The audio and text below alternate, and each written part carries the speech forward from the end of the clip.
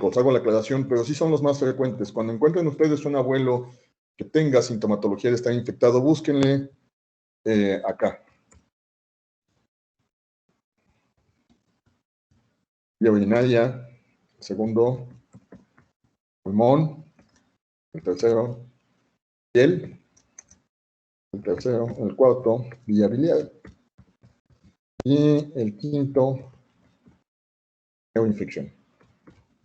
Son los sitios más frecuentes de donde nuestros viejos se nos infectan. No son las únicas, insisto, pero sí son las más frecuentes de donde vamos a tener bastantes problemas con las infecciones. Bueno, vamos a un poquito de epidemiología. Las IBUs en los adultos mayores son un problema frecuente.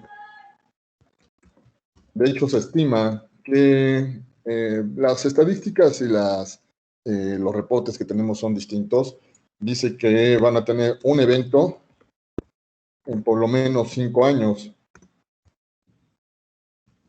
Hay algunos otros estudios que dicen que por lo menos van a presentar un evento al año. Y el problema de las infecciones de vías urinarias es que nos aumentan la mortalidad, descompensan, por ejemplo, a los diabéticos, hipertensos y también pacientes con deterioro cognitivo. Es probablemente una de las causas más frecuentes de una condición que vamos a platicar más adelante, que se llama delirium. El paciente está bien durante el día y durante la tarde-noche se pone agitado, se ponen inquietos y pueden pasarles un montón de cosas. No necesariamente hacen fiebre, entonces a veces nada más nos los descompensan. Y el problema es que las IBUs repetidas aumentan el riesgo de enfermedad renal crónica, sobre todo cuando son de vías altas. Entonces, bueno, también son más frecuentes en prostáticos, que significa pues prácticamente en todos los hombres, ¿no? Pero también en mujeres multíparas. ¿A qué creen que se deba? Bueno, en prostáticos la razón es que hay orina residual. Y en las mujeres multíparas, ¿a qué creen que se deba esto? ¿Cuál creen que sea la causa? Piso pélvico ya más caído. No te escucho bien, sube un poquito más mi volumen. Ahora sí, ¿te escucho? Piso pélvico más caído, incontinencia debido a los embarazos. Más o menos sí, pero el mecanismo de fondo es cistocele. Lo que le llama coloquialmente la gente la vejiga caída. Es una alteración de los mecanismos de sostén del piso pélvico. Y sí es cierto, nos predisponen a nuestras mujeres a la incontinencia, pero también no las predisponen mucho a infecciones de vías urinarias de repetición. También, bueno, por lo mismo son más frecuentes en incontinentes y también más frecuentes en el viejo. Acuérdense, ¿no? Quedamos que el viejo joven es de 60 a 74, el viejo es de 75 a 90.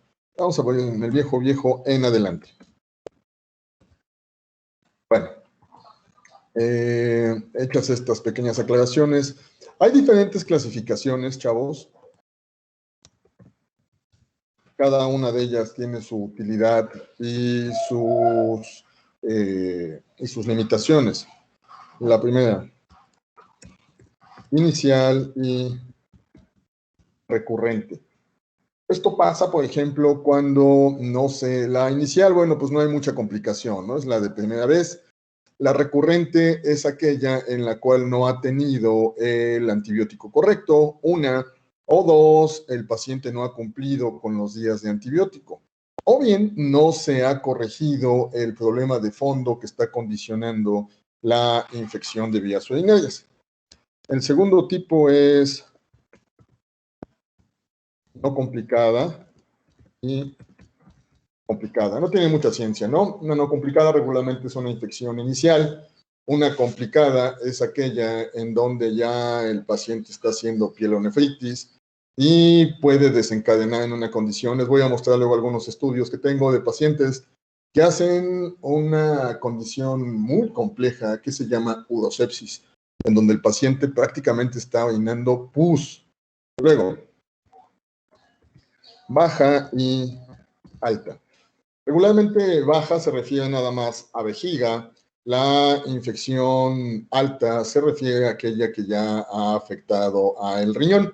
No incluimos acá a las de, no se incluyen en este término, chavos, a las infecciones que condicionan la afección de la uretra. Esa es la diferencia, ¿sabes? Las uretritis quedan fuera de esta clasificación. Bueno, entonces, vamos a empezar definiéndola, ¿no?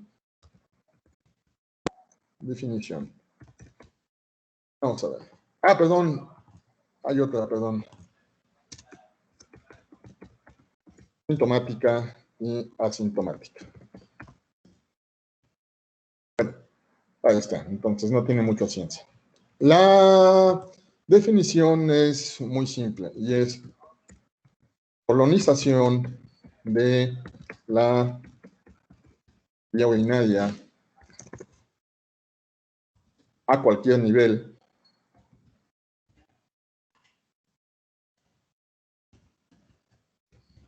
por patógenos. Por cierto, hay otra clasificación, se me estaba olvidando, perdón, en el paciente inmunocompetente y en el paciente inmunodeprimido. Entonces, una infección, una IBU puede tener diferentes tipos, ¿no? Puede ser inicial, baja, no complicada, sintomática en un paciente inmunocompetente. Depende de, nos vamos a encontrar muchas variantes. Bueno, ¿cuál es, chavos, a ver, recuerden ustedes, el patógeno más frecuente? E. coli. E. coli. E. coli. Ok. Vamos a ver. El más frecuente es E. coli. Causa aproximadamente el 90%. Hay algunos otros estudios que dicen que el 95% de las infecciones de vías urinarias. De ahí, ¿cuáles siguen? Hay algunos otros que no son tan frecuentes, afortunadamente, pero que sí nos causan muchos problemas. ¿Como cuáles? Proteus. Klebsiella. Okay. Proteus. ¿Cuál más? Klebsiella. Klebsiella, por supuesto. ¿Cuál más?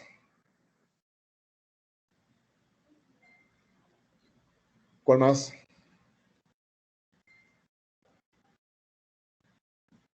Estreptococo. Ok.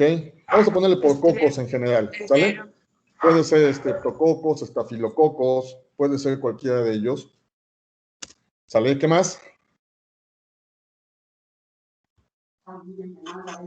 Pseudomonas. Pseudomonas, bien cañonas, que son esas. Esas hay que tenerles miedo, son los pacientes de la UCI, por ejemplo, pacientes que están haciendo sepsis, puede caerles pseudomonas, pacientes que han tenido catéteres prolongados, en fin, las causas son muchas. También por cándida, menos frecuente, pero sí también hay la posibilidad de que sea causada por una cándida. Y en general, la gran mayoría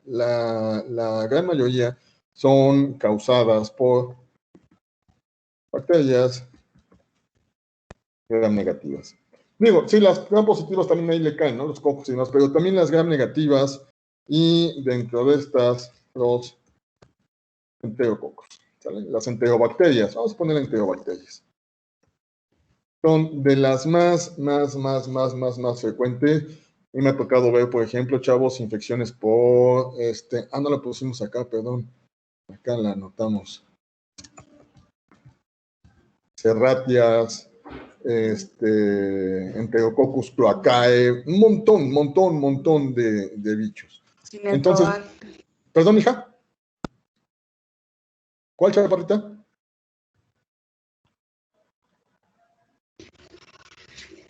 Acinetobacter también. Acetobacter, acetinobacter, un montón, enterobacter, un montón, y pues son básicamente enterobacterias, gram negativas. Bueno, vamos a ver, la etiología es múltiple. Vamos a ver, ya mencionábamos alguna. Prostatismo, cistocele. ¿Qué más? Cateterismo. Al paciente se le recolocó una sonda, por ejemplo, y no se siguió la técnica, se violó la técnica estéril y el paciente se infectó. ¿Mala higiene? Sondas de larga estancia. Sí, vamos a poner alteraciones de la higiene. Vamos a ver. Vamos a hacer una clasificación acá. Puede ser, por ejemplo, parecería muy absurdo. Esto es más en gente joven, pero también puede ser en adultos mayores. El uso de ropa sintética. Algunos otros en donde la gente se aguanta, por ejemplo. Esto es más frecuente en mujeres. Infección infrecuente. Más dentro de lo que podría corresponder a la higiene. Infecciones por transmisión sexual. Perdón, hija. Infecciones por transmisión sexual. No te alcanzo a escuchar, chaparrita.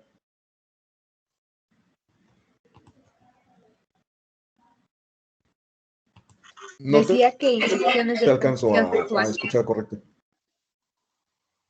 Perdón, te escucho entrecortado, mija. Sí. Infecciones por transmisión. Perdón, doctor, ¿no podría... Si mandas el mensajito por el chat, mija, porque no te escucho. Ok.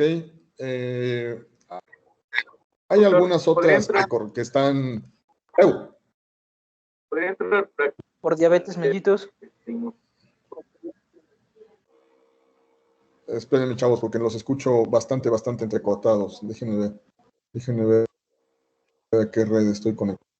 Ok, me voy a cambiar de red, chavos. Tal vez se desconecte un poco. Permítanme.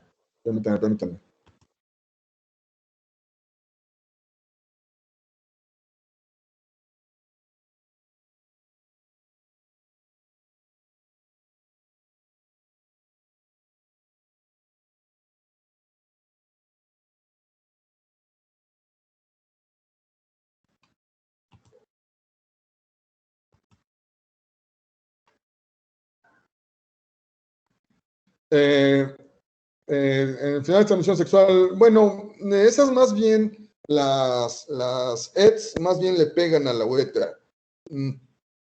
Aunque sí pudiesen tener una vía ascendente, por ejemplo, aquellas que son por clamidia y demás. Pero bueno, sí, ok. De hecho, le vamos a poner menos frecuente, ¿eh? ¿Qué más? ¿Qué más? Parecería muy absurdo, pero sí también acá nos encontramos con algunos problemas, como es el clima cálido, por ejemplo, hace que la gente sude y que cualquier bicho, por ejemplo, pueda desencadenar en una infección. Sí, prácticas sexuales inusuales, sí. De hecho, chavos, no solo inusuales, sino la actividad sexual per se es una vía de infección, es una de las causas también de infección de vías urinarias. Recordemos que, por ejemplo, nuestras abuelas van a cursar todas con resequedad de la mucosa, que toda la mucosa que está en vagina, toda la mucosa que está alrededor de la vulva está seca. Entonces, eso hace que cualquier bicho, cualquiera que esté ahí, tiene más fácil la entrada, ¿no? Se pierde el mecanismo de defensa del pH de los epitelios, se pierde el mecanismo de macrófagos y demás, y no solo inusuales, atendiendo a lo que nos dijo su compañero acá en el chat, sino también la actividad sexual habitual es causa de una infección de vías urinarias. Ahora sí, me paso entonces a otra.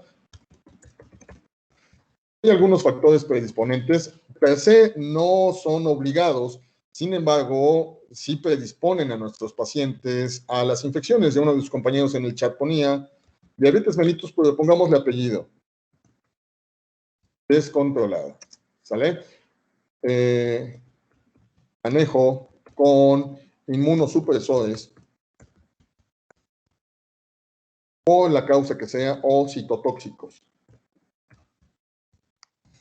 Por ejemplo, el paciente está tomando prednisona, está tomando dexametasona, está tomando algún esteroide del tipo que sea, porque tiene un problema reumatológico, por ejemplo.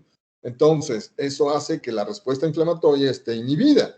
El paciente que está tomando metotrexate, por ejemplo, porque tiene artritis reumatoide, porque tiene miositis, tiene una dermatomiositis o algo así, aquellos pacientes que estén bajo manejo con metotrexate van a tener también una especial predisposición a las infecciones de vías urinarias. Muy bien, ¿qué otra cosa? ¿Qué más? ¿Qué más? ¿Qué más? ¿Qué más?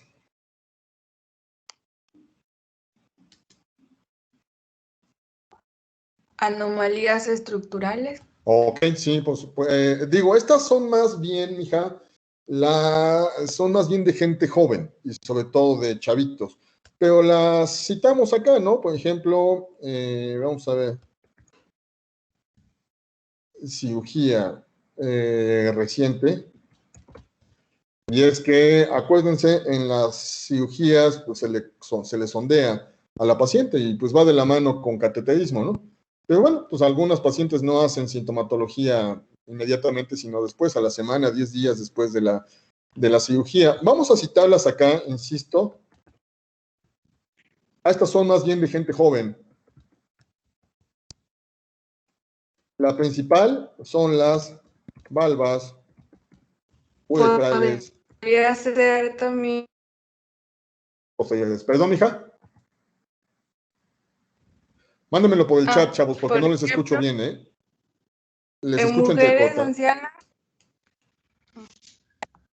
¿Mujeres ancianas con qué, mija? Acá lo anotamos para que no se les olvide. Gente joven.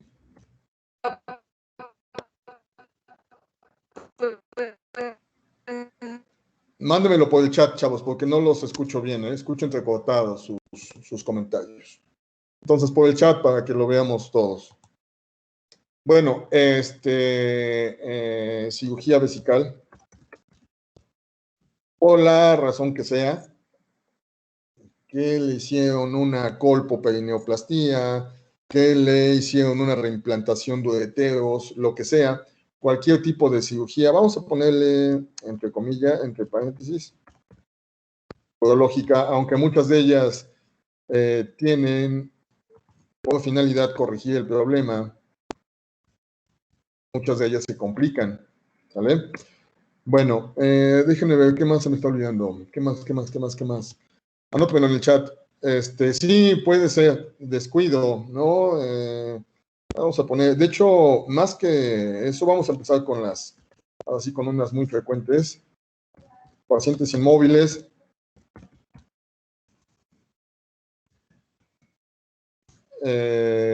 Pacientes con deterioro cognitivo.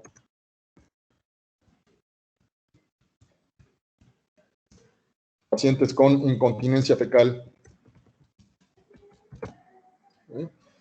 Y bueno, en sí, la lista puede ser muy amplia, bastante amplia.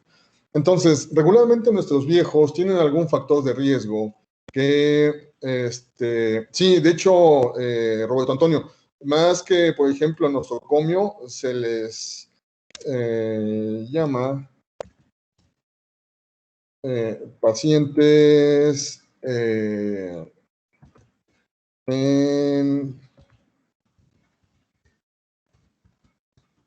centros geriátricos, o bien, si no, el solo hecho de que estén hospitalizados también nos los predispone. Entonces, vean, son muchos. Luis Alberto, fíjate que más bien eso lo que nos causa son las infecciones de repetición. Teresita, sí es cierto, sí es cierto.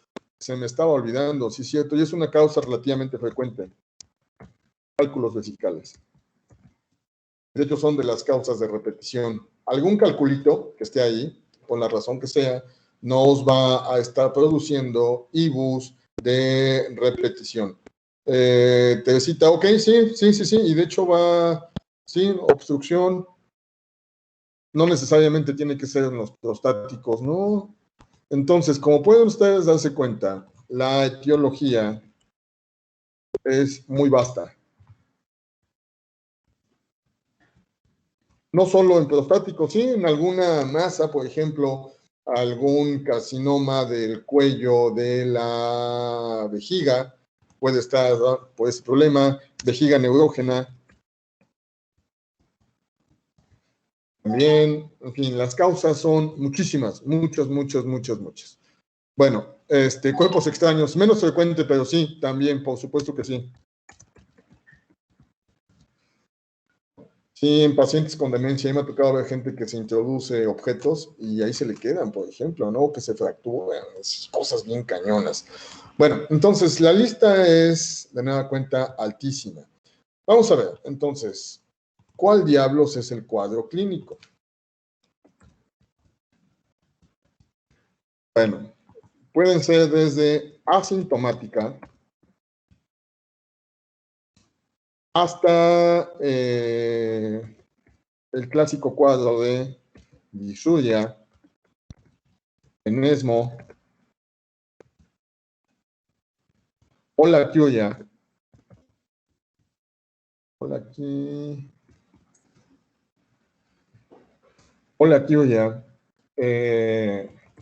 dolor abdominal, orina fétida. La gente nos dice, ¿sabe qué? La orina de mi papá huele extraño, huele picoso. Sí, urgencia, sí, por supuesto. Y vamos a ponerla acá con su hermana, que luego les pasa a nuestros viejos, ¿no? Incontinencia. Bueno, de hecho, vamos a ponerle incontinencia de urgencia para que quede correcto. En donde la gente tiene la necesidad súbita de ir al baño. Y de hecho, hay veces que ya no llegan. Les gana o tienen una pequeña pérdida antes de que lleguen al baño. Si se dan cuenta, no hemos puesto algunas de las cosas que dan en gente joven, ¿no? Fiebre. Vamos a ponerle acá infrecuente o variable. La fiebre, o si no por lo menos febrícula, se da cuando regularmente ya está afectando hacia vías altas, cuando ya se fue hacia riñón. Entonces, de otra manera pueden estar la gente no necesariamente con fiebre. Déjame ver que pusimos cuadro clínico. Ok. Bueno, ya decíamos, la gente puede hacernos delirium, es decir, durante el día están tranquilamente, bueno, por lo menos tranquilos, y en la tarde-noche, empezando por ahí de las 7, las 8 de la noche, empiezan ya con agitación psicomotriz. Bueno, Roberto Antonio, recordémonos algunas cosas. Recuerden esa regla que dice the oldest, the coldest. Nuestros viejos van a manejar como regla 1 grado menos. Entonces, para muchos de ellos, la temperatura basal, sobre todo en los viejos en adelante, van a manejar 36 grados de temperatura basal. Es difícil a veces que etiquetemos a alguien como fiebre que nos tenga 37 grados, pero sí nos llama la atención, ¿no? Ya nos hace pensar que el paciente está con algún proceso. Y me ha tocado muchas veces, chavos, que me hablan los familiares y me dicen, pero ¿sabe qué no está haciendo fiebre? Está con 37, de ahí no pasa. No, esa ya no está tan normal para él, ¿no? Sobre todo si, por ejemplo, checamos el expediente y siempre está con 35,8, 36. Ya en el viejo 37 ya no es tan normal, ya nos llama mucho la atención. Luego, déjenme ver, ¿qué vamos? Cuando el paciente empieza con esas cistitis hemorrágicas, puede ser incluso hematuria macroscópica, en aquellos pacientes en donde ya francamente están haciendo una urosepsis o bien el proceso ya está en riñón y está empezando a hacer un absceso, los abuelos empiezan con piuria.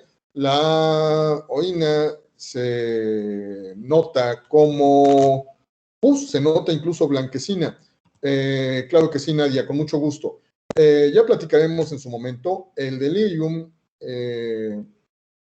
es una condición, complicación de las infecciones, ¿sale? Es un deterioro cognitivo en donde tiene un curso fluctuante.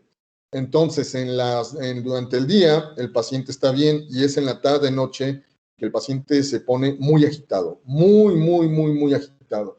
Aquellos que están sondeados se arrancan, no, pero es que, Daniela, no es lo mismo delirio que delirium, se parecen, pero no son iguales, ¿sale? El delirium como tal no necesariamente hacen fiebre, acuérdense, el delirium es un tipo de deterioro cognitivo en donde tiene un curso ondulante. Insisto, en la tarde-noche están inquietos, no se duermen hasta las 3, 4, 5 de la mañana y despiertan hasta muy tarde durante ese día, durante ese lapso están bien, comen más o menos, reconocen y demás, y otra vez en la tarde-noche vuelven a estar agitados. Sí, por supuesto, una fiebre alta nos puede hacer que un paciente delire, pero no es lo mismo delirium con M a delirio nada más y con O, ¿sale? Bueno, déjenme ver, piuria, algunos hacen orina espumosa, algunos otros pacientes van a tener hipotensión. Déjenme ver. Ok. Descontrol metabólico en diabéticos.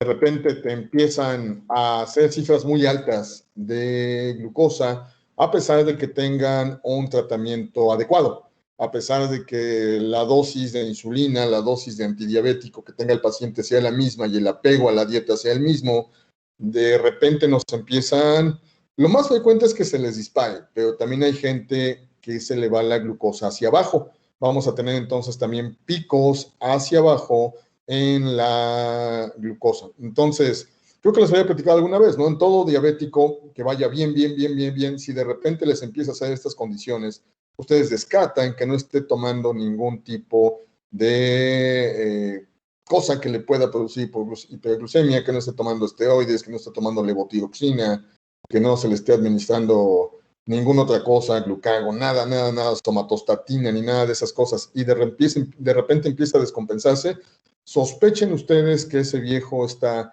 infectado. Eso no está tan normal. Bueno, déjenme acordarme qué otra cosa, qué más. En nuestros viejos, hipoxia, nos dejan de comer nuestros abuelos, también astenia, diadinamia. Y esto puede ser de diferentes magnitudes, presentarse todas o solamente algunas. No es regla que tengan que presentarse. Teresita, sí, pero todavía no vamos al ego, ¿vale? Ahorita todavía no vamos al ego. Ahorita vamos a ver qué es cuáles son las anomalías en el laboratorio. Y no necesariamente cristales, Teresita. Eso es cuando hay, por ejemplo, cálculos. No necesariamente son en todos los pacientes, desafortunadamente o afortunadamente, según lo veamos. Entonces, como ven, toda la variedad de sintomatología que pueden hacernos nuestros viejos es muy variable. Y decíamos, en algunos va a ser francamente asintomática. Recordemos nada más, y esto para efectos de cultura general, y esto ya lo vieron ustedes seguramente en urología, las características de la micción. Primero que nada, una micción normal, ¿no? Primero que nada es total. Se vacía toda la vejiga, ¿vale?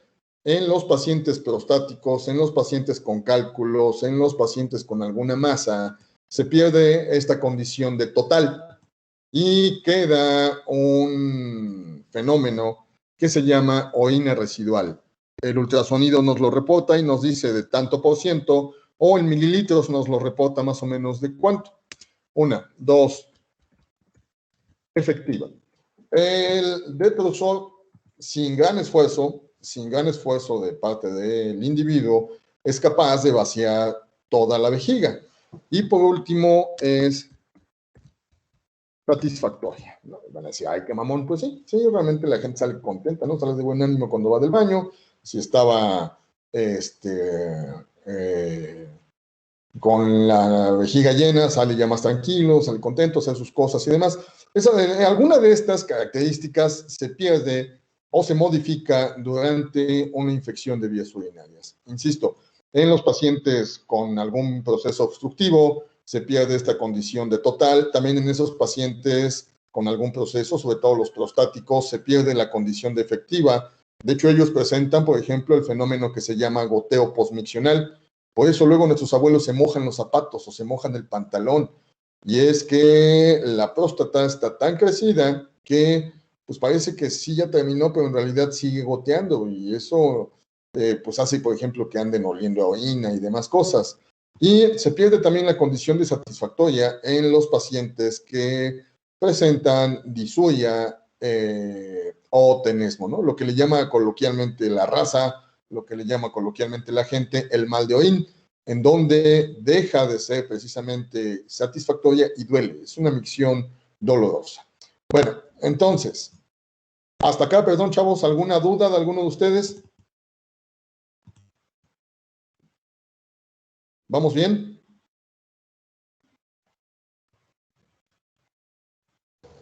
Todo bien, doctor. Ok, bueno, cambiemos entonces. Ahora vamos a, gracias, Nadia.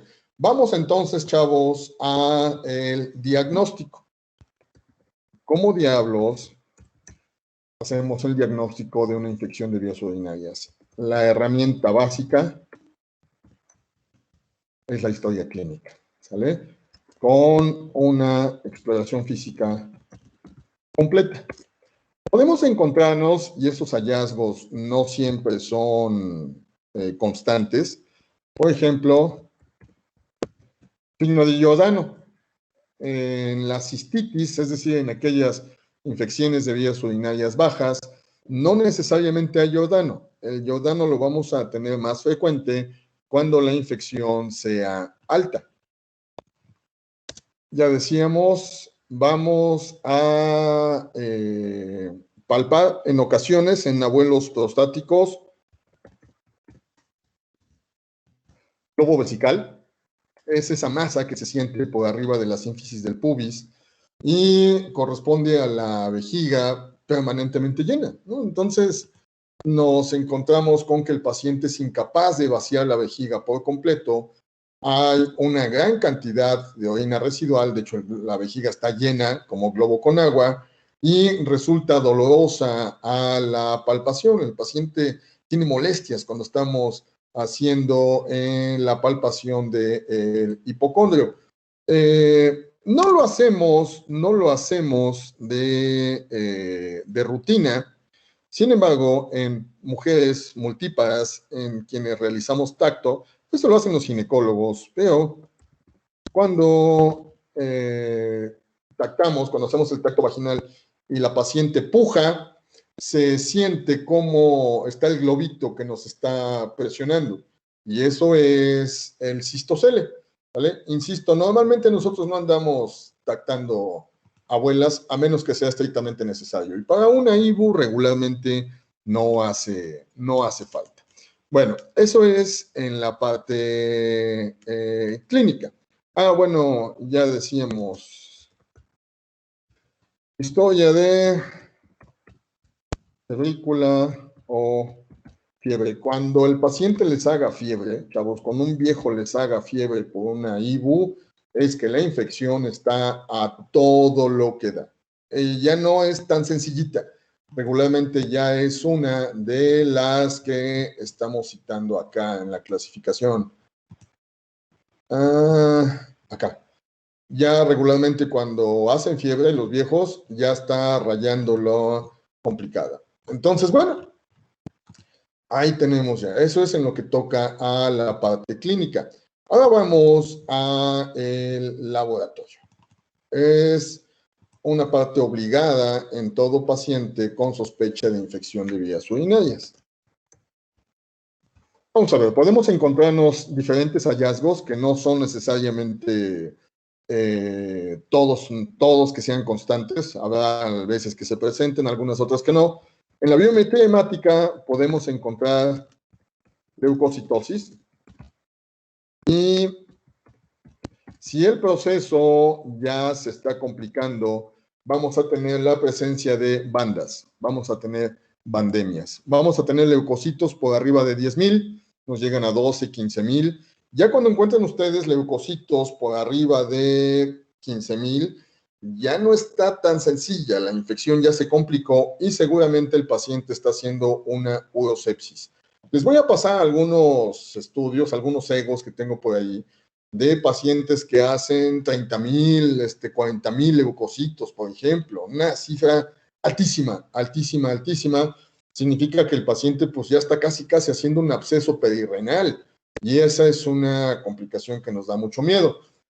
Cuando tenemos nada más la presencia de leucocitosis, una leucocitosis moderada, que anda por ahí de los 10, 12,000, algunas veces el proceso es leve, bueno, no leve, mediano, pero también corresponde a un proceso inflamatorio muy severo, muy intenso. Aquellas personas que hacen de esas cistitis bien cañonas, pero que no se han complicado, nos hacen leucocitosis, pero sin bandemia. Cuando ya empiezan con leucocitosis, con bandemia, entonces significa que el paciente ya se está complicando, que está haciendo algún abscesito en algún punto y que tenemos que iniciar el manejo ya, rápido. Bueno, en la química sanguínea puede ser desde anodina, es decir, todo en rangos, o bien, dependiendo de la función renal previa del paciente, puede que nos encontremos con elevación discreta de azoados. Por cierto, perdón, se me olvidaba acá otra cosa. Algunos pacientes, no todos, acuérdense de esto, van a tener el antecedente, van a presentar deshidratación. Ojo, no todos, buzos, y nada más no me vayan a confundir ustedes la deshidratación con la serostomía propia de los viejos. Daniela, sí, vamos para allá. Ahorita les voy a explicar las... Y de hecho, con la función renal, pues nada más con la química, ¿no? Con eso más que suficiente, ¿no? No necesitamos pedir otra cosa para calcular la función renal. Bueno, ahora sí. Entonces, la química sanguínea puede ser normal o una elevación discreta de azoados cuando la gente empieza a hacer una agudización de su falla renal, y eso nos complica más el asunto. Pero afortunadamente la mayoría de pacientes mexicanos en la química sanguínea van a estar en rangos, a menos que sea diabético, lo vamos a encontrar, insisto, con picos hacia arriba o también hacia abajo. Aquí la herramienta de mayor utilidad va a ser el examen general de orina. Ojo, vamos a buscar básicamente algunas cosas. Acordémonos de lo siguiente. La presencia de bacterias, dos cosas. Una, no confirma ni tampoco elimina el diagnóstico. ¿Por qué? Puede tratarse de abundantes bacterias, pero que exista contaminación, por ejemplo. Entonces, no se vayan con esa finta. Es muy frecuente, chavos, muy frecuente que la gente que no está habituada a ver adultos mayores vea unas cuantas bacterias ahí y ya piense que es IBU. No es el único criterio. A mí me ha tocado pacientes que tienen una mala técnica de la toma del examen general de orina y pues no nos resulta confiable. Además, acuérdense, chavos, para que sea confiable el examen general de orina, debe de haber permanecido la orina mínimo 4 horas en vejiga. Si ha estado menos de ese tiempo, los resultados que obtendremos no van a ser tan confiables. Y es que vamos a buscar otra cosa que prácticamente es patognomónico de infección y es la presencia de nitritos. Pero ojo, si es positivo, igual a IBU.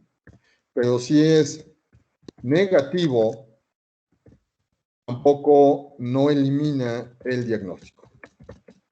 Insisto, esto pasa, chavos, en la gente que ha tenido menos tiempo de estancia de la vejiga, de la orina en la vejiga.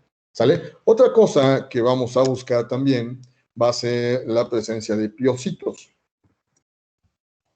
Si ustedes encuentran piocitos, igual a IBU, y de hecho ya se está complicando. Ya no es tan fácil, ya no va tan normal, algo está ahí.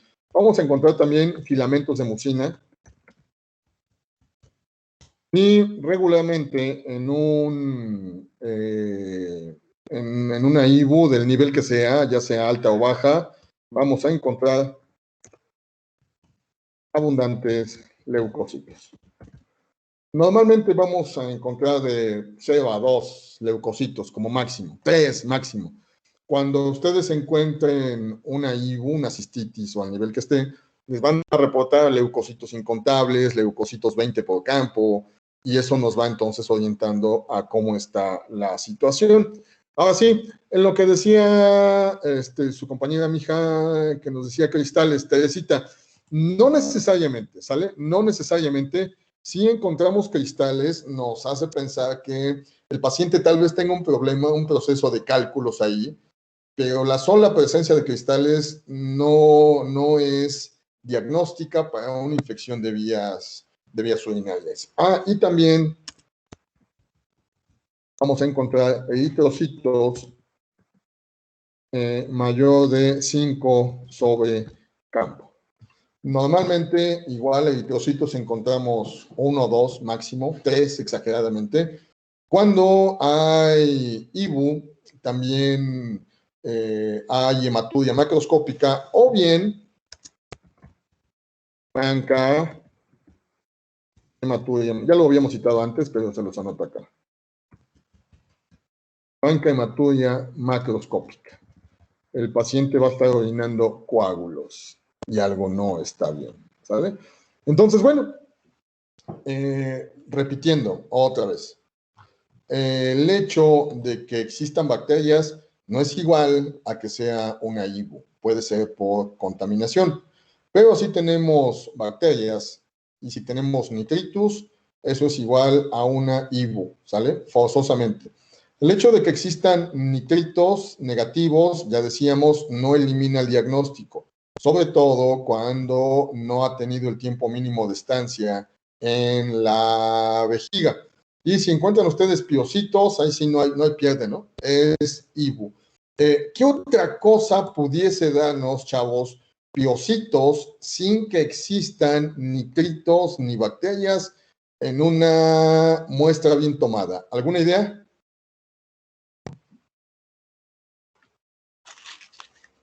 ¿Algún cáncer en vías urinarias? Piocitos no. Ahí más bien sería leucocitos. Doctor, ¿Mm? disculpe, y cuando, por ejemplo, hay una franca hematuria, como usted lo dijo, ¿se necesitaría hacer otro estudio, no sé, para descartar algún cáncer, como lo comentaba el compañero? Sí. Nada más que ahorita todavía no acabamos, ¿sale? Ahorita todavía no acabamos todavía la lista de posibilidades, ¿eh? No acabamos todavía la lista de posibilidades. Insisto, presencia de piocitos sin bacterias y sin nitritos en una muestra bien tomada. ¿Qué otra posibilidad? ¿Alguna idea, chavos? Y es persistente. El paciente está con piocitos aunque no tenga nada. Y está perdiendo peso, está con molestias vagas. Absceso, no, porque el absceso no. ¿Nefropatía? No. Vean, Nadia, sí, pero no. El absceso nos estaría dando leucocitos, abundantes. ¿Sale? No. Acuérdense de esta regla, chavos, y esta la dicen los urólogos. Presencia de piocitos sin otra anomalía igual a tuberculosis renal hasta que se demuestre lo opuesto. ¿Vale? Que no se les olvide, ¿no? El paciente está perdiendo peso, el paciente está con molestias vagas, entonces ahí sí, sospechamos, ¿no? Ya él tomamos una muestra, salió con piocitos y todo lo demás normal, uno que otro leucocito, qué diablos, ¿no? Le volvemos a tomar otro ego, abundantes piocitos, sin que tenga otra sintomatología. Lo cultivamos y sale negativo, pero los piocitos están ahí, que un cultivo normal, ¿no? Entonces, ¿qué es lo que hay que pensar inmediatamente? Tuberculosis renal. Digo, menos frecuente, pero sí es posible. Ahora bien, esos son los básicos, los tres básicos. Cuando sospechamos que hay alguna otra cosa, tenemos que recurrir a otro tipo de herramientas. Por ejemplo, un ultrasonido renal. Nos va a decir si es que el paciente está haciendo algún absceso, nada más que, pues normalmente nada más con el ego, más que suficiente para que veamos cómo está. El ultrasonido renal lo vamos a indicar si es que sospechamos que existe alguna complicación. Nos va a indicar si hay algún absceso, el tamaño de los riñones, si es que existe hidronefrosis, por ejemplo, si es que hay alguna obstrucción extrínseca y que por eso esté... Ay, por cierto, también es otra de las causas, pero no la anotamos acá. Etiología, hidronefrosis. ¿Qué es esto, chavos? La hidronefrosis, ¿qué es? ¿Acumulación de líquido en el riñón? Más o menos, pero no es así. ¿Cómo va? ¿Cómo se define? No es en el riñón. La hidronefrosis, chavos, es la dilatación de uno de los ureteros. Y funciona, si se acuerdan ustedes, el uretero normalmente tiene función de conducto de paso, ¿sale? Y se me olvidaba, perdón, también en pacientes que tengan, perdón, de nueva cuenta regresando a la etiología, reflujo vésico ureteral. Si se acuerdan ustedes, normalmente los ureteros funcionan como canal de paso, nada más. Cuando está obstruido, ahí sería por una masa extrínseca, por ejemplo, o por algún cálculo o algo así, el uretero se dilata y funciona como saco, funciona como contenedor en vez de que funcione como un simple paso. Y eso también nos los predispone a las infecciones. Y el reflujo vésico-ureteral, esta es la causa por la cual se producen, una causa muy frecuente de las pielonefritis, en donde se va hacia arriba la orina cuando pasa, esto pasa por ejemplo en los pacientes prostáticos, ¿no? Si se acuerdan ustedes, el ángulo en el que están insertados los ureteros hace un mecanismo de válvula y cuando la presión es tan alta, entonces puede que exista paso hacia arriba y los pacientes van a estar con infección a cada rato. Bien, bueno. Entonces, el ultrasonido ya decíamos, nos va a decir el tamaño de los riñones, si es que hay alguna masa, si es que hay algún cálculo, el tamaño de la próstata, y tenemos que indicarlo así, renal y prostático. Para muchos pacientes, y de hecho yo lo veo con alguna frecuencia, luego les tenemos que dar desapes a los radiólogos, porque ustedes saben que me dedico a la hemodiálisis también. Entonces, a los pacientes renales. Y entonces el paciente ya no orina, ¿no? Está anúrico el paciente, ¿no? Ya no está orinando. Y les dicen los radiólogos, es que necesito que tome usted 2 litros de agua para que se le llene la vejiga. Y los pacientes les dicen, oiga, doctor, pero yo ya no orino. No, pues usted dele, lléguele. No. Eso no se hace. Si por alguna situación el paciente no puede mantener la vejiga llena, por ejemplo, aquellos pacientes con vejiga neurógena o algo así, o aquellas cistitis bien cañonas en donde la gente ya no aguanta, lo que hacemos es algo un poquito agresivo, pero que nos ayuda a que el estudio salga bien, y es que sondeamos al paciente. Se coloca una sonda, se le instila agua, solución salina, a través de la sonda se llena la vejiga y entonces ahora sí ya está en condiciones para que se vea correctamente todo lo que hay en ella, ¿sale? Una vez que se concluyó el estudio, se vacía la vejiga, se despinza la sonda y el paciente ya va a su casita adolorido, regularmente quedan molestos, pero se va más estable, se va ya por lo menos con el estudio completo y ya decidiremos qué se hace. Hay algunos cálculos que no se ven en el ultrasonido. Este lo hacemos con mucho cuidado.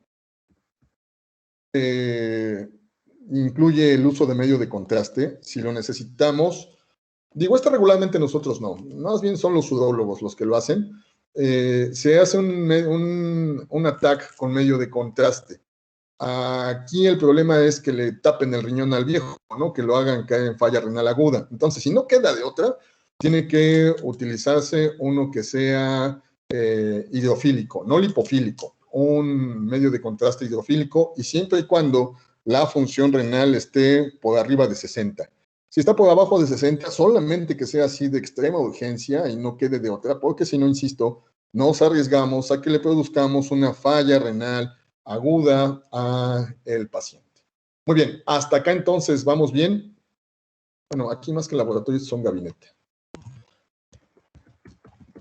Una placa de tórax, una placa simple de abdomen no va a mostrarnos nada, a menos que el paciente tenga un cálculo y este sea radiopaco y que sea pues de tamaño mediano. Hay calculitos de milimetritos que no se ven. Pueden confundirse con las siluetas de hueso y demás. Entonces, no. Daniela, ¿en el uréter dónde, mija? ¿Los cálculos? ¿O dónde? Pueden encontrarse no solo en el uretero, sino también en la pelvis. Ahí también pueden encontrarse los cálculos, y algunos cálculos son minúsculos, de 2, 3 milimetritos, chiquititos, y producen un defecto de llenado. Eso es lo que se busca cuando se realiza una uroTAC. Insisto, tiene que ser la última opción. Bueno, entonces, ¿alguna duda? ¿Alguna pregunta hasta acá? ¿Algún comentario, chavos?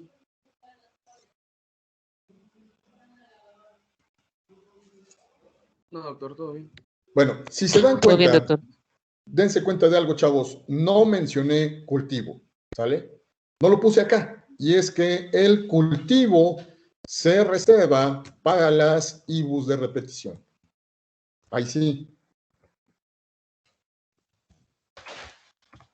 Forzosamente, cuando tenemos una IBU de repetición, debemos de realizar un urocultivo.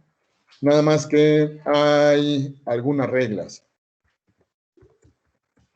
Mínimo de 3 a 5 días, idealmente 5 días sin antibiótico.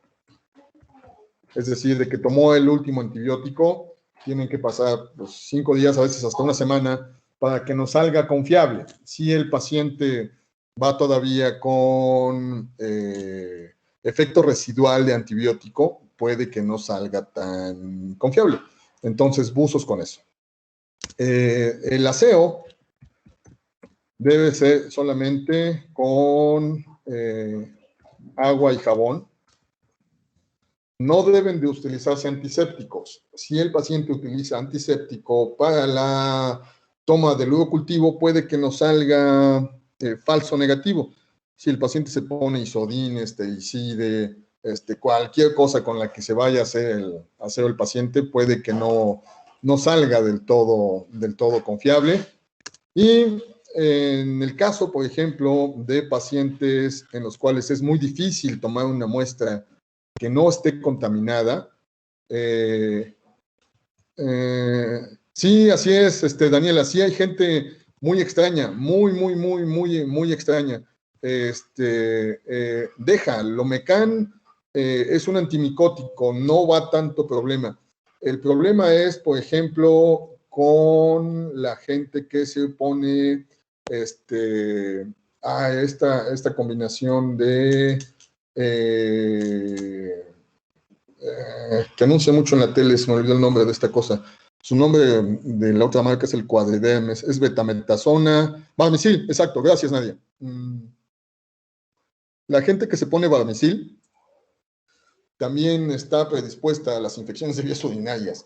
La razón es que tiene esteroide esta cosa y disminuye la respuesta inmune y además produce atrofia de los tejidos. Entonces, tampoco se recomienda que con nada se haga aseo.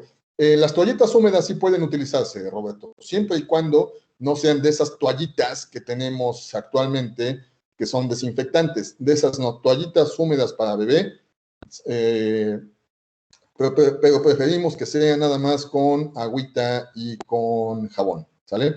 Para que no vaya a ser que tengan ahí alcohol polivinílico o alguno de esos componentes. Digo, muchas que son para bebés son sin alcohol. Algunas son con aloe y cosas así, pero preferimos nada más agüita y jabón. Bueno, entonces, Daniela, sí, mucho cuidado con lo que se embarra la gente, por ejemplo, me han tocado muchas abuelas que tienen ya una resequedad de toda la mucosa cañona y se lavan y se hacen aseo con jabón sote, por ejemplo. Esos jabones son increíblemente agresivos con la mucosa y producen un círculo vicioso en donde producen más resequedad y le producen a la gente comezón. Y de hecho, perdón, se me estaba olvidando, en algunos pacientes van a producir también acá.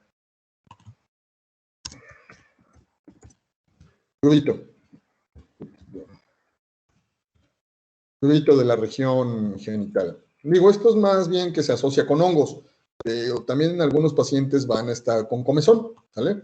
Bueno, siguiendo entonces. Entonces se hace aseo con agua y jabón y en paciente vamos a poner postrado, paciente en el que sea muy difícil obtener una muestra satisfactoria para el examen general de orina, lo que hacemos es que se obtiene la muestra mediante sonda, ¿vale? Ahorita vamos a platicar de los valores del urocultivo, cómo va. Entonces, ahora sí. Tratamiento.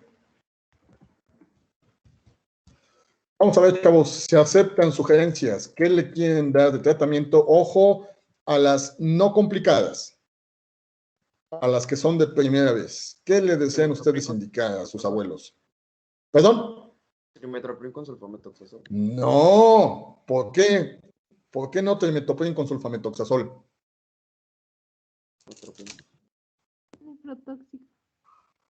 Es nefrotóxico. Porque el sulfametoxazol es nefrotóxico. Entonces, ni por accidente le den ustedes trimetopril con sulfametoxazol a sus viejos, a menos que quieran echarse la función renal de su viejo, ¿no? Ok, estoy viendo acá algunos comentarios de ustedes. Sí, es muy buena opción. Dicen los criterios de Beers que la nitrofurantoína aumenta el riesgo de caídas en nuestros viejos. Pero acá, en Mexicalpan de las Tunas, nuestros abuelos lo toleran bastante bien. Bastante bien. Es una muy buena opción, es accesible, es bueno, bonito y barato. Y realmente toleran bastante bien. No tenemos problemas de que nos aumenten las caídas, nada de esas cosas. Entonces, dependiendo del viejo y de la función renal, vamos a darle de 100 o 50 miligramos PO cada 8 o cada 12 horas durante 10 días. Esa es la duración mínima del tratamiento con nitrofurantoína.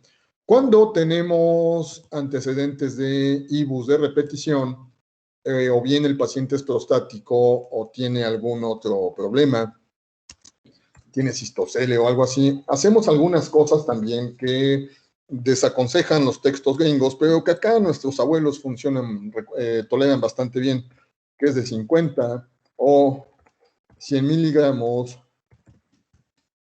por la noche por 20 días.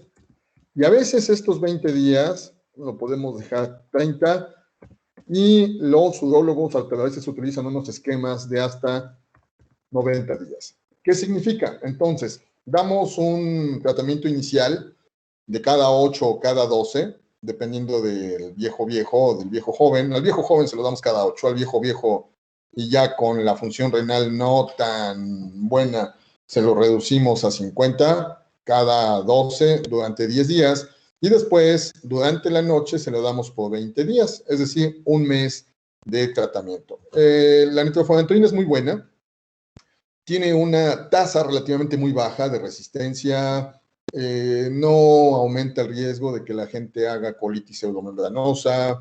Nuestra gente aguanta bastante bien. Luis Alberto, sí, clindamicina es una muy buena opción. Es una muy buena opción aquí en nuestro país. Utilizamos también entonces Clinda.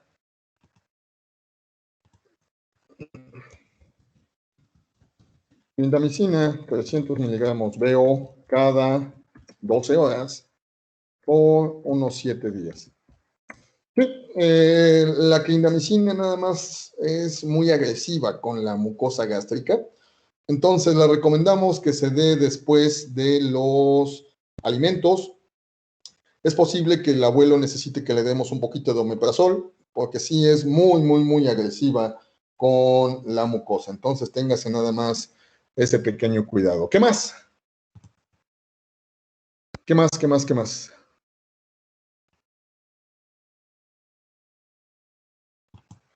Bueno, si no hay otra cosa en su unidad, utilícese nada más que con cuidado ciprofloxacina, de 250 a 500 miligramos BO cada 12 horas. En pacientes con tasa, con TFG menor de 30, se las dejamos 250 cada 24. Pero en un paciente con función renal normal o aceptable, se la damos 500 cada 12, sin problemas. Nada más que si la ciprofloxacina está asociada con muchos otros efectos colaterales, ¿no? Nos pueden hacer anemia plástica algunos, entonces utilícese con mucho cuidado. Eritromicina no, Nadia. No nos gusta, es increíblemente agresiva con la mucosa gástrica y no es el mejor de los antibióticos para vías urinarias. Podemos utilizar otra quinolona, por ejemplo, levofloxacino de 500 a 750 miligramos BO cada 24 horas, también por 7 días. ¿Vale? Y cuando es ya una infección más complicada, ya es una infección que ya no es de repetición, que ya está haciendo pielonefritis y demás, utilizamos moxifloxacino. Y les damos 400 miligramos BO cada 24 horas durante 7 días. Buzos con esto. Vean, chavos. Cuando al paciente le damos quinolonas, si el paciente tiene predisposición, y eso depende de cada gente, no lo podemos conocer, hay gente que hace deterioro cognitivo. De hecho, en los libros viejos le llamaban demencia por quinolonas. Entonces, si de repente a su abuelo se le empiezan ahí las cabras al monte, deja de reconocer, se le empiezan a olvidar las cosas, suspéndalo inmediatamente.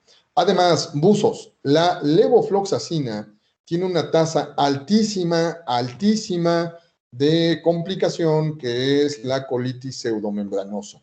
Entonces, buzo con eso. Aquí vamos a ponerle, entre paréntesis, IBUS complicadas. El moxifloxacino no es el que iniciamos de rutina.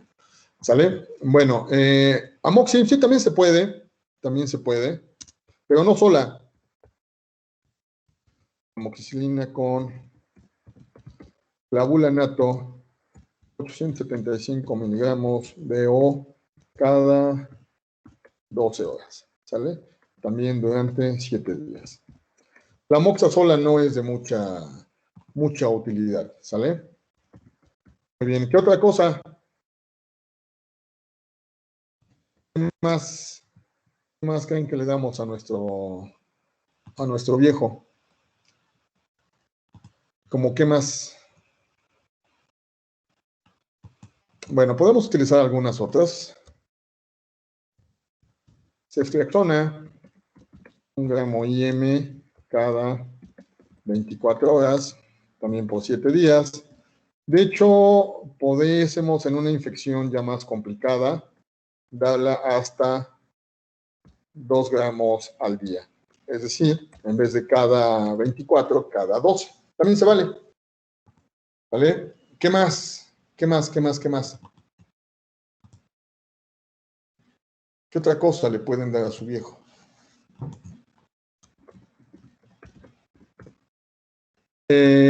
Buzos con esto. La fenazopidina es un antiséptico de vías urinarias. Es muy usado. A mí me llegan muchos pacientes que los han visto los chicos del CIMI y sí se puede. De hecho, quita las molestias muy rápido. Pigmenta la orina de un tono anaranjado, más o menos un tono como el de la barrita de aquí arriba del PowerPoint. Nada más que, vamos a ponerle antiséptico, analgésico de vías urinarias. Nada más que tiene un pequeño inconveniente, es nefrotóxico. Entonces, solamente que su viejo tenga una TFG mayor de 60, utilícenlo y hasta eso media tabletita cada 12 horas.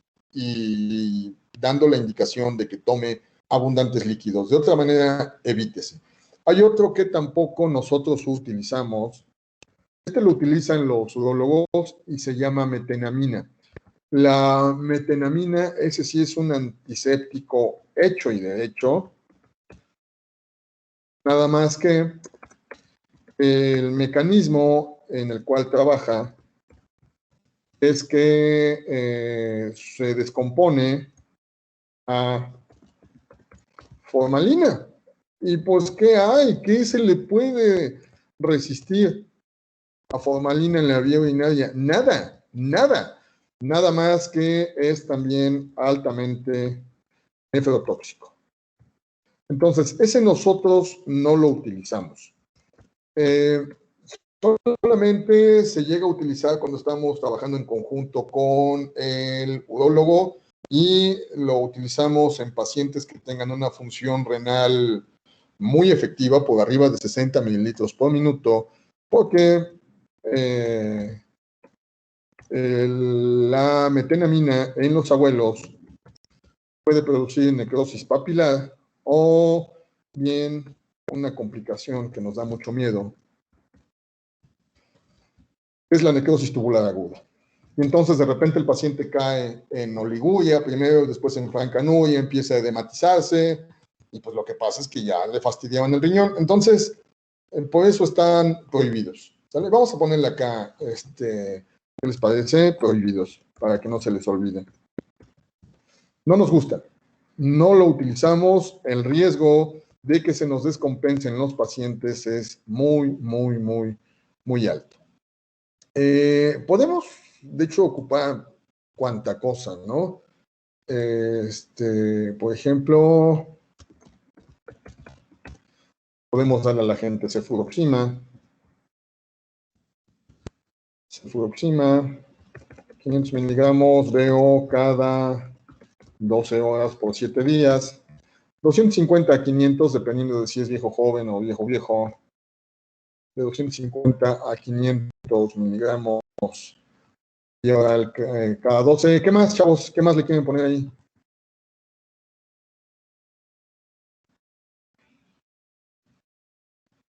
¿Qué más?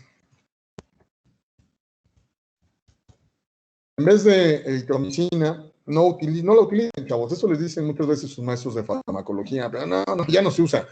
Si hace falta, utilice. El paciente tiene alergia a beta-lactámicos, o si tiene alergia a quinolonas, que también los hay, son los menos, pero sí los hay. Podemos darle claritromicina, también de 250 a 500 miligramos veo cada 12 horas, también por 7 días. Es una también buena opción. Bueno, ¿algo más? ¿Algún otro antibiótico que se les ocurra?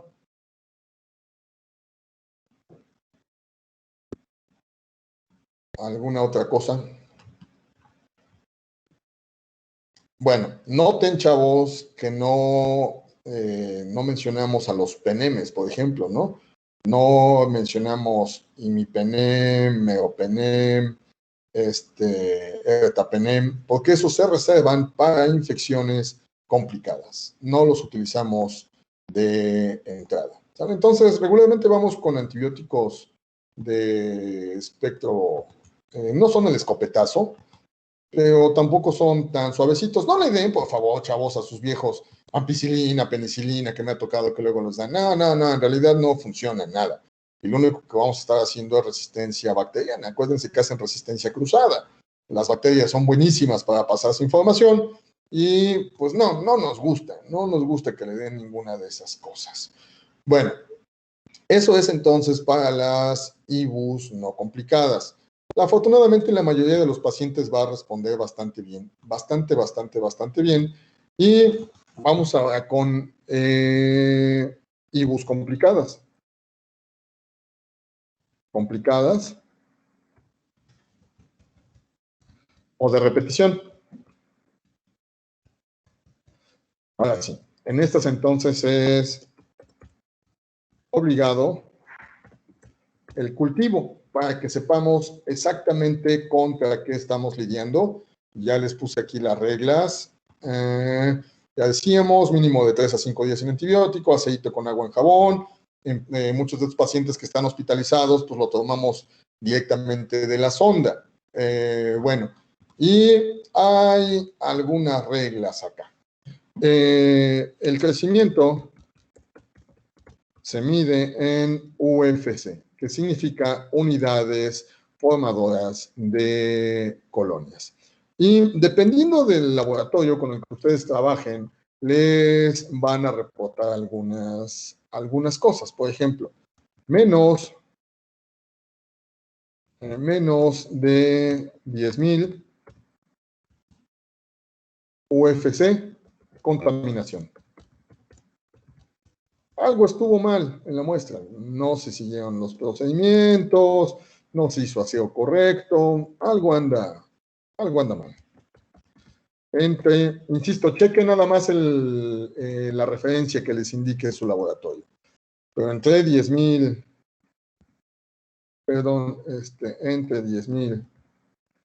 y 100,000,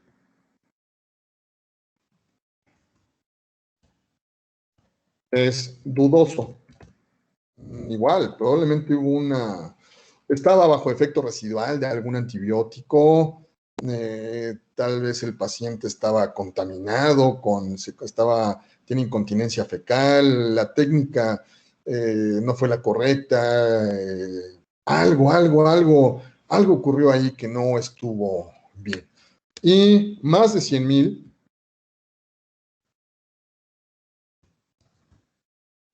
es igual a IBU, así, franca, hecha y derecha. Tenemos que solicitar el cultivo con antibiograma. Y aquí la regla es diferente, y es el antibiótico según sensibilidad. Aquí le van a dar ustedes a su paciente lo que salga, ¿sale? Según lo que le guste a su bicho. Aquí se van a encontrar, chavos, en las de repetición, cosas bien extrañas, insisto. Aquí se van a encontrar serratias, klebsielas, pseudomonas, IFAS, de hongos, cuánta cosa. Entonces, ahí sí nada más chequen la sensibilidad, cómo va. Y pues ese es el antibiótico que hay que darle a su paciente. A mí me han tocado ver, chavos, algunos cultivos de E. coli que son resistentes a todo. Y pues ahí tenemos que platicar con el servicio de infectología y de urología para que nos ayude a ver cuál es el que mejor le queda. Hay veces tenemos que utilizar combinaciones de antibióticos, tenemos que hacer varias cosas. Por cierto, a este respecto, normalmente empezamos con uno solo. Si la sintomatología está muy aparatosa, si el paciente se está deteriorando rápido, sí se vale que usemos doble esquema. Nada más el único detalle, no se vale que usemos dos de la misma familia, ¿no? O sea, me refiero, no se vale que le metamos levofloxacino y moxifloxacino, pues no es de mucha utilidad, pero sí, por ejemplo, podemos utilizar un moxifloxacino y clindamicina, por ejemplo, ¿no? Podemos utilizar una nitrofurantoína con una clinda, es una muy buena opción. No se vale que le den ceftriaxona con cefuroxima, pues son de la misma familia. Regularmente no son de la misma utilidad cuando utilizamos antibióticos, dos antibióticos de la misma familia. Y entonces, ahora sí, ya después de que se haya dado el tratamiento correcto, tenemos que dejar que pase una semana, 10 días y volvemos a realizar el cultivo para asegurarnos de que todo está bien. De verdad, acuérdense, chavos, todos los cultivos están listos entre 3 y 5 días, dependiendo del laboratorio con el que ustedes trabajen. Entonces, nada más buzos con eso, ¿no? Para que no sea que lo tomaron mañana, ¿no? Y estén hablando en la tarde al laboratorio para preguntarles qué creció, pues se van a reír de ustedes. Lo que sí pueden preguntar es si en el centrifugado que se hizo salieron cocos. Nada más les van a decir si hubo cocos o hay pues cosas extrañas ahí, ¿no? O hay IFAS, algo. Dices, ok, entonces ya, por ejemplo, si te salieron hongos, pues ahí sí le tienes que dar un azol. Les damos, por ejemplo, fluconazol, que es uno muy bueno. A veces les damos ketoconazol, dependiendo de los recursos del paciente. Y, pues bueno, es todo un reto, acuérdense. Vamos entonces a las complicaciones. Vamos a ver, ya mencionábamos algunas. Delirium, ¿sale? Absceso perirrenal. Y hay algunos abscesos que no se quitan con antibiótico y el paciente puede acabar hasta en una nefrectomía unilateral. No nos gusta, ¿vale? Pueden hacer urosepsis y en el peor de los casos, el paciente puede hasta fallecer. Puede ser una falla orgánica múltiple y el paciente acaba falleciendo. Por eso entonces no nos gusta. Y hay otras medias, ¿no? Agudización de ERC, enfermedad renal crónica, son los que llamamos crónicos agudizados. Estaban con TFGs de 40 y tuvo una mega infecciosísima y se le cayó la TFG a 10 y se empieza a edematizar, empieza a retener azoados y demás. Pues ni pex, hay que meterlo en hemodiálisis un rato. Muchos pacientes recuperan, hay pacientes que ya no. Entonces, vean cómo no es tan sencillo, ¿no? Puede causarnos chorro de complicaciones. Bueno, entonces, hasta acá, chavos, ¿estamos correctos? ¿Alguna duda? ¿Algo que no se haya entendido bien? ¿Algo de lo que deseen que platiquemos más?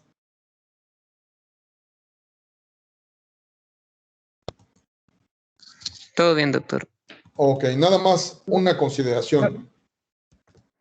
Doc, tiene una pregunta. ¿Cuánto dijo que tardaba el tiempo de cultivo? Perdón.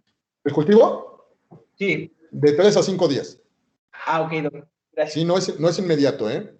No es inmediato. Si quieren que se rían de ustedes o de los internos, digo, no lo hagan, pero eso pasa cuando no saben, pobrecitos, y los mandan. Oye, ¿a qué hora le tomaron el cultivo? Ahorita en la mañanita sale, va a preguntar a ver qué salió. Pues nada más se ríen de ellos, pobrecitos, ¿no? O de nosotros, si es, pero pues todos empezamos así sin saber lo suficiente, pero no lo hagan, no expongan a sus internos a que se rían de ellos. Otras consideraciones. Hay algunas otras cosas que usamos independientemente del tratamiento farmacológico. Vamos a ver. usar ropa de algodón. ¿Vale? Si la paciente tiene actividad sexual, utilizar condón y utilizar gel lubricante. También acudir al baño cada que sea frecuente, cada que sea necesario, perdón. Le decimos a la gente, no se aguante, ¿no? O sea, ni por accidente, no se aguante. Vaya usted al baño todas las veces que haga falta, no se aguante. Acuérdense, por ejemplo, que la micción es un mecanismo de lavado, es un mecanismo de defensa. Y las mujercitas que tienen una uretra chiquitita, 4 o 5 centímetros, por eso es que ellas tienen más frecuentes las IBUs. En los hombres, en donde el trayecto es más grande, digo, a menos por ese punto de que sean de vía ascendente, no es tan fácil, pero también es posible. Entonces, por eso que acuda al baño cada que haga falta. En el caso de las mujeres, utilizar jabón o shampoo para la zona genital. En el mercado hay muchas presentaciones que tienen un pH neutro, que son bactericidas y que funcionan bastante bien. En el caso, por ejemplo, de pacientes que sean incontinentes y que estén postrados, pacientes que estén encamados, de estericide spray en región genital. El paciente se le acaba de hacer aseo, por ejemplo, y le pedimos que le echen 1 o 2 disparitos de estericide, que se esperen a que seque, regularmente muy rápido, y entonces ya se continúa con la rutina que tenga, ¿no? En el caso también de pacientes con incontinencia, cambio oportuno de pañal. Acuérdense, chavos, la orina es increíblemente agresiva con la piel. Daniela, lo de las quinolonas, ¿a qué te refieres, mija? ¿Que nos producen demencia por quinolonas? Bueno, acuérdense, son varias condiciones. Una, pueden inducirnos en los viejos demencia, deterioro cognitivo por quinolonas, así se llama. 2, también nos pueden producir, sobre todo la ciprofloxacina, reacciones alérgicas a nivel de la médula. Entonces la gente empieza con anemia aplásica, empiezan con no es anemia aplásica, empiezan con pancitopenia. Empiezan con anemia, leucopenia y trombocitopenia y se les caen los niveles de la cuenta celular bien cañón. Y por último, la levofloxacina es la que tiene la tasa más alta de inducción de una colitis pseudomembranosa. Y bueno, en general cualquier antibiótico, ¿no? Por tiempo prolongado, pero de todos, estadísticamente la levofloxacina es la que más problema nos causa, ¿vale? Bueno, ¿alguna otra duda, chavos? Con gusto, Daniela. ¿Algo más?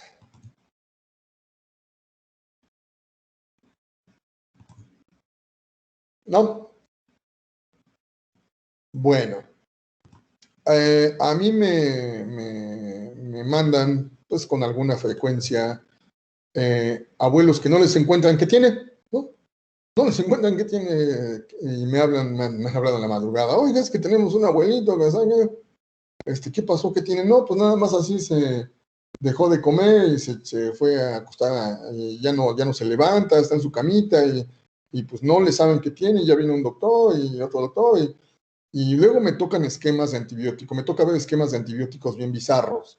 Me ha tocado ver gente a la que le meten metronidazol. O sea, a ver, metronidazol, ¿para qué?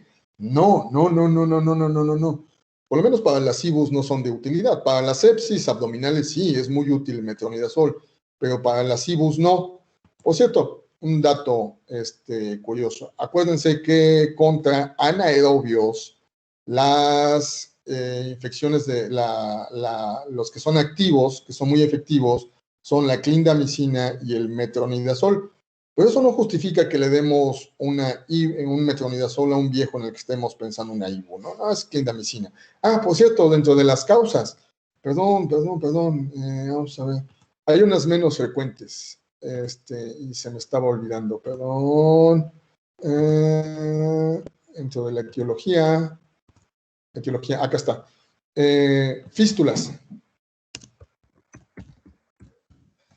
Fístulas enterovesicales, fístulas vaginovesicales, en general, que el paciente haya hecho alguna fístula de la vejiga hacia alguna otra zona. De hecho, por ejemplo, las personas que hacen fístulas van a tener un fenómeno muy chistoso. Van a presentar neumaturia. El paciente, cuando está orinando, empieza a orinar gas. Entonces, a todos nos ha tocado alguna vez que se nos acabe el agua en casa y cuando le abre, después de que regresa, le abre uno la llave del baño, cuando se va a la regadera, y empieza, y después ya empieza el chorro, y después se ve interrumpido, sale más gas, y así les pasa, así les ocurre a los pacientes que hacen neumaturia. Eso es cuando tienen fístulas o bien cuando la infección, que son de esas complicadas, es de bacterias productoras de gas. Entonces, esas son bien cañonas, ¿eh? Buzos. Ah, y por cierto, es una regla que no quiero que se les olvide nunca. Retirar, sonda, si es que el paciente está sondeado, inmediatamente. ¿Sale? Mientras la sonda siga estando ahí, va a ser una vía de infección. Entonces tenemos que retirarla inmediatamente. Hay, no obstante, pacientes en los cuales, por su condición, porque tienen vejiga neurógena o lo que sea, no la podemos quitar inmediatamente. Si esa es la condición y no nos queda de otra, cambiar por una sonda de Silastic. Las sondas de Silastic pueden estar hasta un mes colocadas, sin problema, ¿sale? ¿Qué significa? No tenemos que estarlas cambiando cada semana o cada 10 días máximo, como se llama una sonda de silicón. Entonces, las de Silastic no son tan agresivas, pueden estar más tiempo colocadas, pero en general tratamos de retirar la sonda si es que el paciente la tiene. Por aquí se estabiliza y la retiramos inmediatamente. Es una vía de entrada a todos los bichos y además, forzosamente, me voy para acá. Eso lo vamos a estar platicando durante muchas veces. Corregir o estabilizar patología de fondo. Si está con prednisona, por ejemplo, pues hablar con quien le mandó la prednisona y reducirla a la mínima dosis. Si es que el paciente está con metotrexate, igual reducirla a la mínima dosis. Si es que está con un inmunosupresor, por la razón que sea, hablar con el reumatólogo o quien lo esté manejando para que sea a la mínima dosis. Si es un cistocele, este problema va a estar presente hasta que se corrija. Si es que es un paciente prostático, tenemos que iniciar el manejo con alfurzosina, tamsulosina, finasteride para que reduzca un poquito el tamaño de la próstata y entonces ya no haya tanto problema de orina residual. Si el problema está con cálculos, tenemos que platicar con urología para que le haga una litotripsia, para que se vea qué diablo se hace. Porque de lo contrario, vamos a estar cada rato con problemas de IBUS. Ok, entonces, ¿alguna duda, chavos? ¿Algo que les llame la atención? Gracias, Daniela. ¿Algo más, chavos? ¿Todo bien? Doctor, una pregunta. ¿Nada más podría repetir cuáles son los sitios de mayor infección? Es que no lo logré copiar. Ah, claro, con mucho gusto. Acuérdate, son vejiga, piel, pulmón. Acá está. La vía urinaria, ¿no? Vejiga, pulmón, piel, vía biliar y la neuroinfección. Esos son los sitios más frecuentes de infección en nuestros viejos. No significa que algún otro sitio no puede infectarse, ¿no? En lo absoluto. Pero esos son los más frecuentes. ¿Sale? Gracias, doctor. Con gusto. ¿Algo más, chavos? Bueno, quien guste, les mando mañanita el caso para integración clínica para que lo discutamos. Va a ser un caso muy sencillo, el de síndrome febril, ¿sale? Para que vean ustedes qué estrategias tomamos. No está enfocado a los adultos mayores, es en general a chavitos y a gente joven. En los adultos mayores, acuérdense, no necesariamente hacen fiebre, ¿no? Van a estar enérgicos nuestros viejos y pues nos van a hacer un cuadro completamente atípico, ¿vale? Bueno, pues mil gracias a todos por su atención, chicos, cuídense mucho. Nos estamos encontrando entonces, quien guste, el día de mañana en la clase de integración clínica, perdón. Muchas gracias a todos.